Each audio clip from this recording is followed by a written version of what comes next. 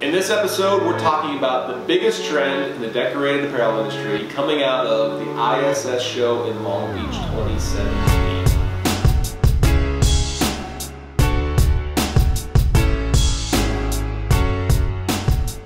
We just got back from the ISS Long Beach show 2017. Biggest of the year. Biggest of the year. And just debuted our 7-second studio. And got a lot of great feedback. So I'm wondering, in your opinion, what the biggest trend is that you're recognizing this year? Okay, so there's one big trend, and it's really been building longer than this year, but it's really accelerating right now. So, and I would say, it's noticeable if I take some perspective and look back really 5 to 10 years. And if I look back 5 years ago, somebody were to approach me in the booth and say, hey, I'm thinking about starting my own clothing line. I would typically cringe a little bit and get a little nervous for that person, because that's a really, really hard thing to pull off, especially 5 to 10 years ago. How do you execute starting your own clothing line, putting yourself out there, designing your own stuff, putting it on apparel, and putting it out to sale? And my question, back in the day would be, well, what's your means of distribution? What channels are you going to be selling through? How are you going to get this in front of people? What's your plan there? And usually people didn't have much of a plan there. They just thought, I'm going to have really good designs and people are going to love them. But how do you get in front of people? How do you become the next Marc Ecko, the next Fubu, the next, even if you take like some more current names like the Home Tee, who was featured on Shark Tank, how do you become like them? And look at the traditional ways of building a brand and scaling your own apparel line.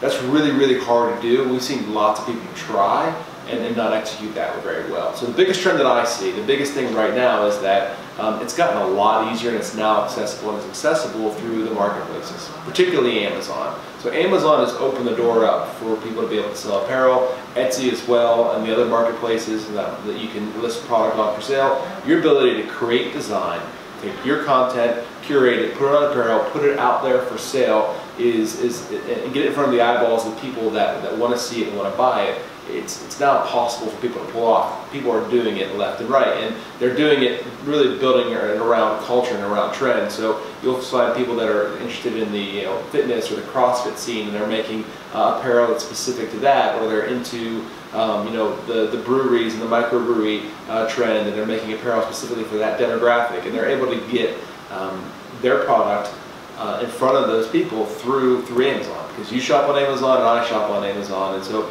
people are building their own apparel companies, their own brands, and selling their own designs through these marketplaces, and they're doing it really, really effectively. So I see that as the barrier of entry to starting your own clothing line has come way, way down. Okay, so how would you recommend that people take advantage of this marketplace? Because it's a fairly saturated market, right? Right. So how do you make use of this newly accessible medium?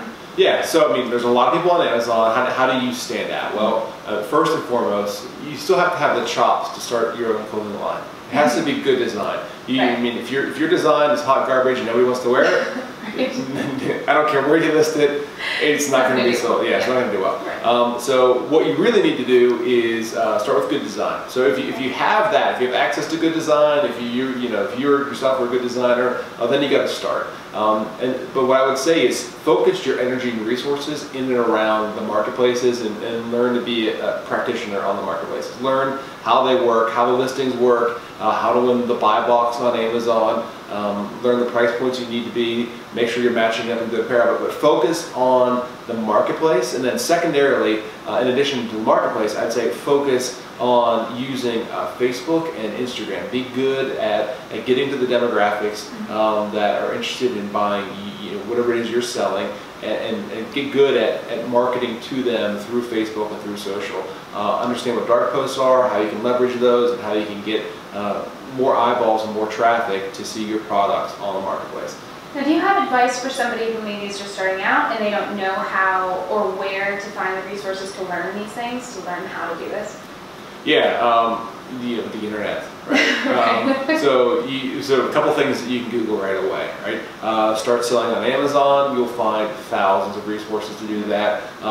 Google what is Facebook dark post. You'll find tutorials on exactly how to go about executing it. It's literally all at your fingertips. It's all free. It's all available. That you don't need to go enroll in any college course to pull this off. you can find this stuff out online, and you can follow people who are doing it really, really well and learn how to execute. So now that we've talked a little bit about the marketplace and the best ways to sort of go about getting your name out there, how does F&M fit into all of this? How can having a heat press and ordering heat transfers from F&M help you? Yeah, so we're a heat transfer manufacturer. So you might think, why do we matter? Why would you think of us when you're thinking about selling on Amazon? And I'd point you to like the pain point of selling in the marketplaces. And so it's really stuck in this tension of, one, you have to have the product available to sell. You have to deliver. If you don't ship on time on Amazon, you won't be on Amazon very long. They'll kick you off right away. And then the other thing that you need to manage attention is you don't have infinite cash or resources, at least most of us don't, to print a bunch of inventory and have every size, every color, every body style available to ramp up for whatever demand you may have. And so you can't print a ton of inventory and have a bunch of inventory on the shelf, and you certainly can't print all the sizes, colors, and designs and send that off to Amazon, FBA, the Fulfillment by Amazon warehouse. Hope it sells. Yeah, and hope it sells, and then find out that you have inventory there that you can't sell, and they start charging you back for slow-moving inventory. So you have to manage that tension. That's where transfers really fit in the economics of selling in the marketplaces. The ability to take a design, print transfers, put it on a couple styles of shirt, put it up there for sale. If you see that it sells, maybe you decorate a few common styles. You decorate a crew in black and large. You put it in FBA, so you get a prime listing, so people will see, more eyeballs see it when you have a prime listing. You're more likely to win the buy box, as they call it, and you're able to take that and get your sales going. And then as your sales ramp up, and as you see sales happen in, across the size scale, small, medium, large, XL, across color ranges, you're able to respond to consumer demand really, really quickly with transfers. You're just taking the graphic that you have, an uncommitted inventory, you haven't decorated any goods yet, and you can integrate that decoration into your workflow and pick, pack, and ship. So you pick, before you pack, you apply it, then you pack it, and then you ship it. And so it's easy to integrate that into a fulfillment model. I see. Okay, so if, say, at the very beginning, you really want to test out a new design. Yep. What is ordering from F&M like quantity-wise? How can you sort of manage the beginning to, say it becomes a really great selling design? Yeah, so we help you with that. So our minimum on one color is one. Everything else is 8 sheets. So you have the ability to get into product in very low quantities. What I would recommend you consider is looking at, what you think someone will sell, getting your own estimate projection together, and then ordering enough heat transfers so that if you sold 3 or 4 shirts just of that design, you would cover your cost of your transfer. So you sort of cover your inventory risk, and you're just, your inventory risk is only the transfers. You haven't decorated any shirts yet. And so as you sell that through, as it starts going, you've covered the cost of your transfer already, especially with our one color deal. So, a one color transfer, $22 setup, 15 cents a piece, ships next day. You can get into that pretty quick, pretty easily. So $37 covers the cost of 100 full front designs in one color. And that's maybe 3 shirts, right? Yeah, so you sell 3 or 4 shirts, you cover that cost, and then you're rolling from there. So I would say that, and then our turnaround time, it's 1 day on one color, 2 days on 2 color, so you're pretty quick to be able to turn your inventory and to get it replenished as you have demand. And you can stay ahead of your inventory turn by reordering transfers instead of having to commit to reorder t-shirts, and you happen to be out of smalls or out of mediums, and you end up losing sales in your peak season. And the other way that really transfers fit in is in the flexibility that you have in season throughout demand. And so, this is just a common mistake that we see decorators make in not just those who are starting a clothing line, but just t-shirt decorators in general, is that they get they get good with one technology. They buy an embroidery machine and they get good at embroidery. They buy a screen printing machine, they get good at that. They buy a DTG printer and they get good at direct-to-garment. And then they become beholden to that as their only means of fulfilling. And it really it becomes a governor on their model. It slows them down. And so we talked to somebody at the show who started on Amazon a little over a year ago. He and a partner have grown their Amazon business to over $500,000 in 1 year, right? Remarkable for 2 guys to sit down, come up with some designs, put them on t-shirts, and put them out in the marketplace. Well, they started with a DTG printer, direct-to-garment. And so what they're facing now is the pain of the capacity constraint of that printer. So they can produce about 100 t-shirts in a day. And they can't ramp up much more than that. That's the capacity that machine can output. And their cost model is also challenging. So just think about the economics. the cost of producing one DTG full front, a lot of white in the design, graphic, is $4 to $5 for one design.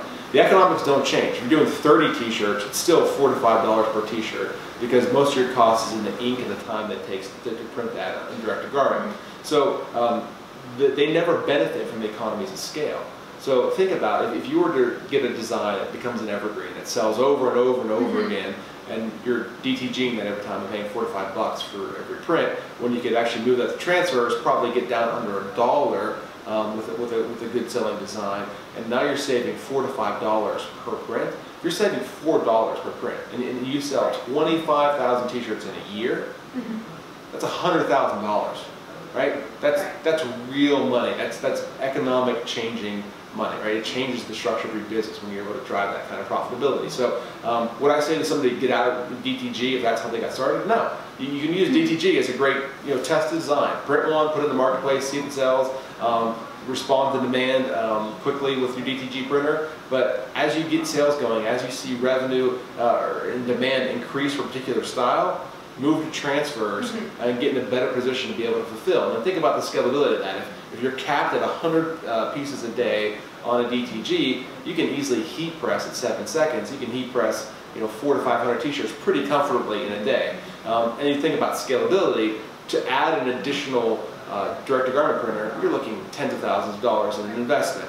An additional heat press, $1,000, and good heat press, and you're not you're going to need a heat press anyway for the direct-to-garment printer. So for the cost of the heat press, you're able to produce another 400 or 500 shirts a day, and the additional labor, it doesn't have to be as skilled. You're not dealing with the complications of running a DTG printer. You're heat pressing. Pretty simple process. You can train anybody to do it. So you can ramp up your labor force to be able to support in season when things are peak. And typically in the marketplaces, you're ramping up in Q4 heading into Christmas. And so many people will do most of their business during that fourth quarter. And so just think about time's is limited, so you got to be able to be flexible and produce more in that season. And heat transfers give you the ability to ramp up when demand is high, and then as it drops back down in January and February, and you begin that ramp again towards the fourth quarter. It allows you to scale with that without having tremendous amount of overhead that you have to support in your slower seasons. Okay, so these types of machinery can be excellent complements to one another. Right. In other words, yep. So don't get hung up on one machine. If you have a design that's selling off the shelf, you don't want your machine to be the reason that you have limited capacity. Right. Okay. Absolutely. Great. So we're going to be doing this a lot, right? This is Ask F&M, this is our new series, and as long as it provides value, we're going to keep doing it for our customers. So we live off of your questions, so please shoot those to us, hit us up on Facebook, on Instagram, ask those questions. We're looking forward to answering them. We'll be pulling questions too from interactions that we have at trade shows. So check out our trade show schedules. Come see us somewhere along the way. We're in about 20 different cities this year. So come see us somewhere near you. And then also we'll be scouring t-shirt forums and polling our customer service team to try to pull good questions from the crowd and see if we can provide some value to you and your business as you look to ramp up your apparel decorating business. We're looking to partner with you to provide resources that help you grow and really help you through the pain points of that growth. So please don't hesitate to hit us up on social and send us your questions.